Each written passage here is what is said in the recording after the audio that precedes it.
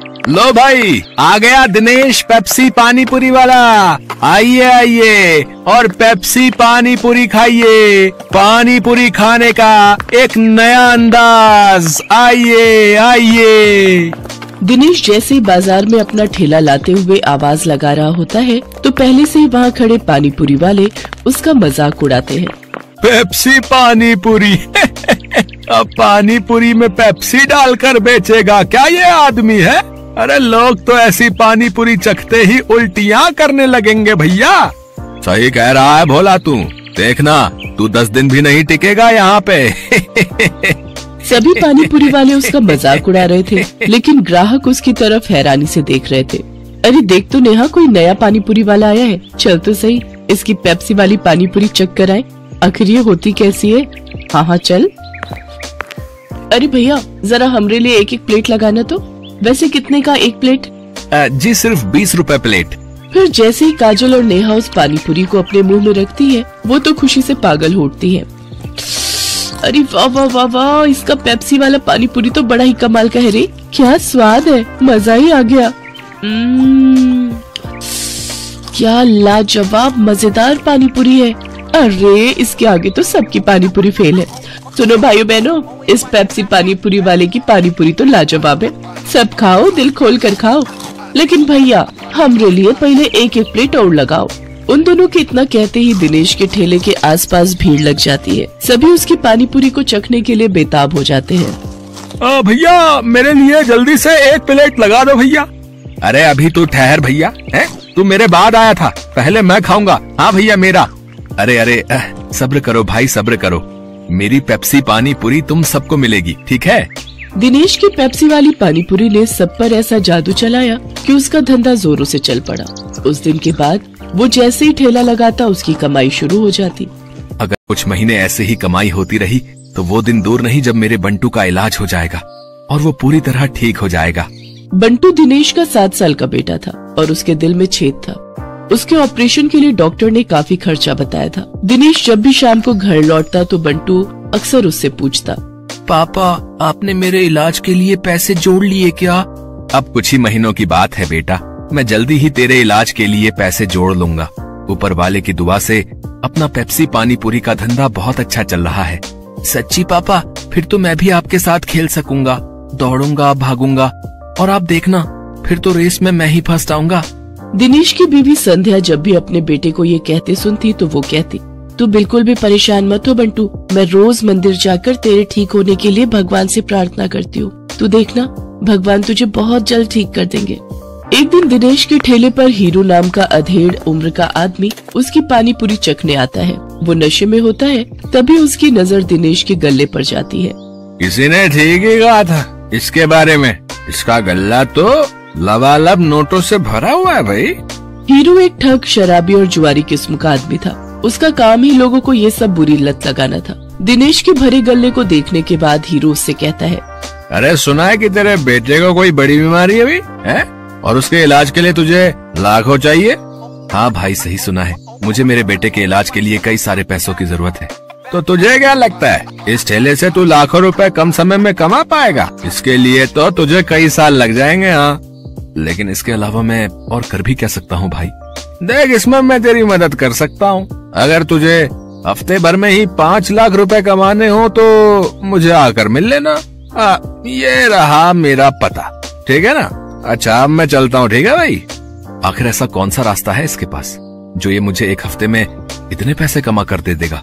खैर मुझे क्या, मुझे तो बस अपने बेटे के इलाज के लिए पैसे से मतलब है। एक काम करता हूँ, एक बार जाकर इससे मिल ही लेता हूँ। यही सब सोचकर एक दिन दिनेश जाकर हीरू से मिलता है। हीरू उसे ऐसे सपने दिखाता है कि दिनेश ज्यादा पैसे कमाने के लालच में उनके साथ जुआ खेलने लग जाता है। कल मैंने 1000 रुपए लगाकर 2000 कमाए थे। ऐसा करता हूँ आज ठेले की सारी कमाई ही लगा देता हूँ, एक दिन में डबल कमाई हो जाएगी। धीरे धीरे दिनेश को जुए के साथ साथ शराब की लत भी लग जाती है। शराब की लत उसे ऐसी लगती है कि उसका अपने काम में मन ही नहीं लगता और वो ठेले पर खड़ा होकर भी शराब के नशे में डोलता रहता है। भैया एक प्लेट लगाना तो।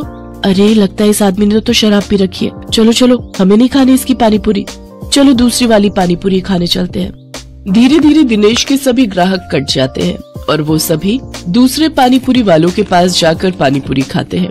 ये देख भोला और राजू बहुत खुश होते हैं। देखा भोला, अपनी चाल कामयाब हो गई ना। बिल्कुल सरकार, अब देखना उसकी पानी पूरी की तरफ तो कोई देखेगा भी नहीं, सब अपनी ही पानी पूरी खाएंगे। कुछ दिन ऐसे ही बीतते जाते हैं। अपने धंधे को मंदा देख दिनेश शराब और जुए की लत में और डूब जाता है और उसका बचा खुचा धंधा भी चौपट हो जाता है। ये सब देख संध्या और बंटू बहुत दुखी होते हैं। फिर बंटू अपनी माँ से कहता है, माँ, अब तो मैं कभी भी ठीक नहीं हो पाऊंगा ना।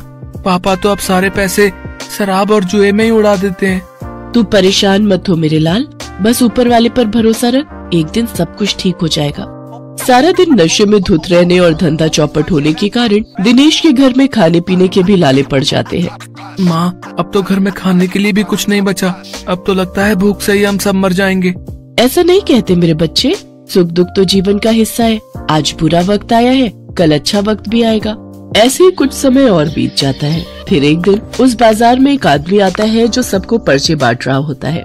तभी वो दिनेश के ठेले पर आता है। अरे सुनो भाई, पेप्सी पानीपुरी वाले, हमारे सेठ मंगल राम चाट भंडार वाले की तरफ से एक प्रतियोगिता होने जा रही है, जिसमें सभी चाट वालों के बीच कंपटीशन होगा। जो भी इस प्रतियोगिता को जीतेगा उसे पूरे 5 लाख इनाम और साथ ही हमारे मशहूर मंगल राम चाट भंडार वाले बाजार में एक स्टॉल भी लगाने को मिलेगा। मंगल राम चाट भंडार बाजार, वहाँ तो बड़े बड़े लोग आते हैं चाट खाने के लिए।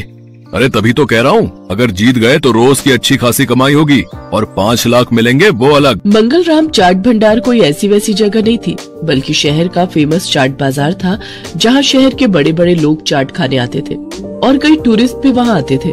उस बाजार में चाट लगाने वालों की अच्छी खासी कमाई होती थी। लेकिन ये सब बातें जानते हुए भी दिनेश उस प्रतियोगिता में कोई खास दिलचस्पी नहीं दिखाता। मंगल चाट भंडार है तो मुझे क्या, मैं जहाँ हूँ वहीं ठीक हूँ, मुझे इन सब से कोई फर्क नहीं पड़ता। उधर भोला और राजू उस कंपटीशन के बारे में सुनकर आपस में कहते हैं, सुन भोला, इस कंपटीशन को तू जीते या मैं, मुझे कोई फर्क नहीं पड़ता, बस कोई और नहीं जीतना चाहिए। हाँ भाई, बस एक उस दिनेश का ही डर था, लेकिन वो तो हमारी कृपा से फेल हो चुका है, तो अब हम दोनों के अलावा उस कंपटीशन को कोई जीत ही नहीं सकता। अगले दिन हीरो भोला और राजू से मिलने आता है। क्यों भाई, मान गए ना मुझे? आखिर मैंने शराब और जुए की लत लगाकर उस दिनेश के धंधे को चौपट कर ही दिया भैया है। तुम्हारे एक बार कहने से ही तुम्हारे दुश्मन को कैसे ढेर कर दिया मैंने। अगर वो ढेर नहीं होता तो हमारा धंधा आबाद कैसे होता भाई? उसकी पेप्सी पानीपुरी ने तो हम लोगों का धंधा ही चौपट कर दिया था भाई। तभी उनकी ये सारी बातें दिनेश सुन लेता है और अपने किए पर उसको बहुत पछतावा होता है। मैं भी कितना बेवकूफ था जो इन पाखंडियों के झांसे में फंस गया और बर्बाद हो गया। लेकिन अभी भी कुछ नहीं बिगड़ा है, मैं इन सबको मजा चखाऊंगा। मैं इस प्रतियोगिता में हिस्सा जरूर लूंगा। यही बात मन में ठाने दिनेश उस चाट प्रतियोगिता में हिस्सा लेता है और अपनी पेप्सी वाली पानीपुरी की रेसिपी से इस कॉन्टेस्ट को जीत लेता है, जिससे उसे 5 लाख का इनाम मिल जाता है। साथ ही मंगल चाट भंडार में स्टॉल लगाने के लिए जगह भी। इनाम से मिले पैसों से वो अपने बेटे का इलाज करवाता है। बंटू पूरी तरह से ठीक हो जाता है और वो भी दूसरे बच्चों की तरह खेल कूद करने लगता है। दिनेश की पेप्सी